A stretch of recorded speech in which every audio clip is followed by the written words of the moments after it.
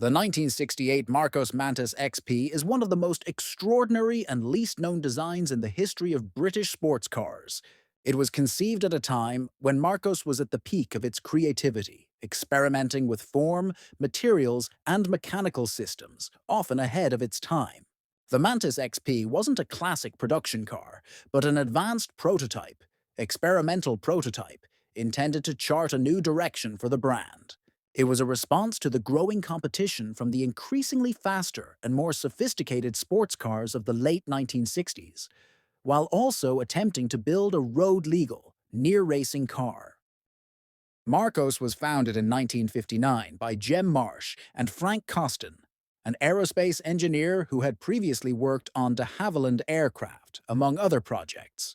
Costin's aviation experience had a profound influence on the brand's philosophy, based on aerodynamics, low weight, and innovative design solutions. Marcos became famous for his bold use of aircraft plywood as a structural material for landing gear, which was inexpensive, lightweight, and surprisingly durable. However, in the mid-1960s, the company began exploring new avenues of development, and the Mantis XP was to become a showcase for the company's technological ambitions.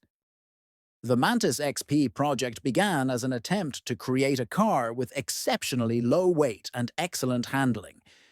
Instead of a traditional tubular frame or wooden structure, an innovative aluminum chassis inspired by aircraft engineering was used. It was one of the first British sports cars with a monocoque structure made from this material.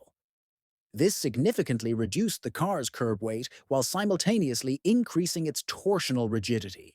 The Marcos Mantis XP weighed approximately 900 kilograms, which, combined with its powerful engine, promised performance on par with pure racing cars. The Mantis XP's body was designed for maximum aerodynamic efficiency. Its silhouette was low, wide, and aggressive, with pronounced wheel arches and a sharp, sloping nose. A distinctive feature was the gull-wing doors, which not only looked futuristic, but also facilitated access to the cramped cabin. The entire body was constructed from fiberglass, further reducing weight and allowing for more flexible shaping.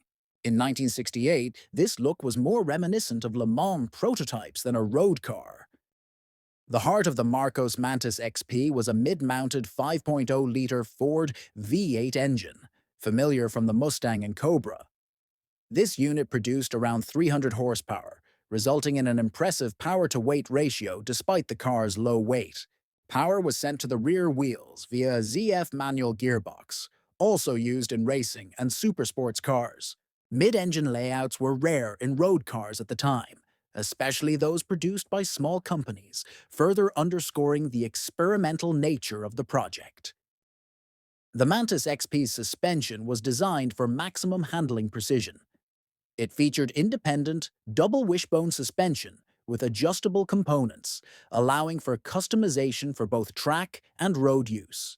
Disc brakes on all wheels ensured effective deceleration, while a wide track improved stability at high speeds.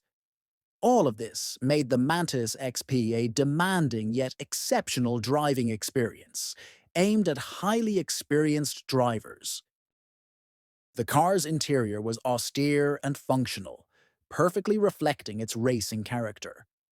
The cabin only accommodated two people, dominated by bucket seats, a simple dashboard, and minimal comfort features.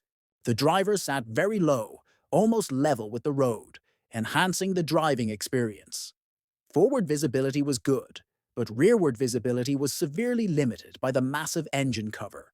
The Mantis XP didn't try to pretend to be a luxury grand tourer. It was an uncompromising machine, focused on performance. Despite its enormous potential, the Mantis XP project encountered serious financial problems. The cost of developing a novel chassis and producing it in small batches proved prohibitive for the small company Marcos. As a result, only 3 prototypes were built, each differing in technical and stylistic details. The company was unable to advance the project to the production stage and soon fell into serious financial difficulties, culminating in bankruptcy in 1971. After the project's completion, the fate of individual Mantis XPs was turbulent. The cars changed hands, were modified, and even rebuilt, making it difficult over the years to recreate their original specifications. It was only with the recent interest in the history of niche supercars that the Mantis XP began to be perceived as one of the most interesting lost icons of the 1960s. Today, surviving examples are meticulously restored and command very high prices on the collector's market.